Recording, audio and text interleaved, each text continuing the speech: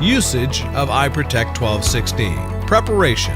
To avoid false detections, it is very important to deactivate all radio transmitting devices in the area before using the iProtect 1216. Turn off all Wi-Fi access points and Wi-Fi devices, printers, surveillance cameras, laptops, etc., cell phones, cordless phones, and Bluetooth devices. Create sound in the room to activate any potential bugging devices and to mask your actions. Use a portable speaker, radio, or any other source available. Turn on the iProtect 1216 and make sure the device is in the All Bands display mode with 3 bar graphs displayed.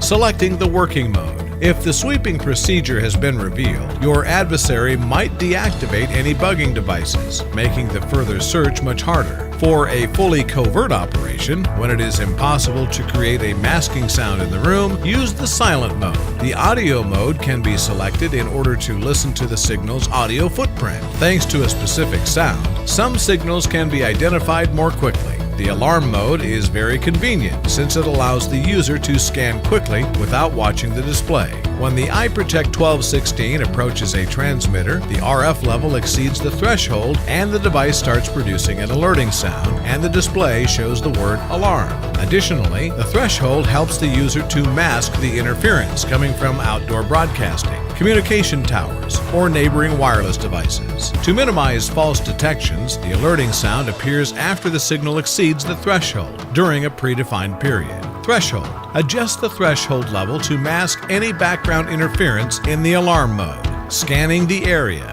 Walk around the room clockwise or counterclockwise and probe all objects, surfaces, and constructions with the detector. Scan slowly, moving the antennas to within 10 to 20 centimeters of the objects. Take into consideration that a hidden camera must be installed in a way that it observes the table, negotiation area, or other place of interest in the room. Audio listening bugs must hear the conversation clearly, so they're typically placed closer to the target area and further from any source of noise. Despite the fact of a potential bugging device can be powered by a battery, special attention should be paid to objects and places where an AC source is available. The bar graph levels will increase or decrease when the detector is closer to or farther away from a transmitting device. Locating and pinpointing the bug. If a suspicious place with a high RF level is found, select the band which shows the danger. Increase the threshold periodically to narrow the search area when in the alarm mode.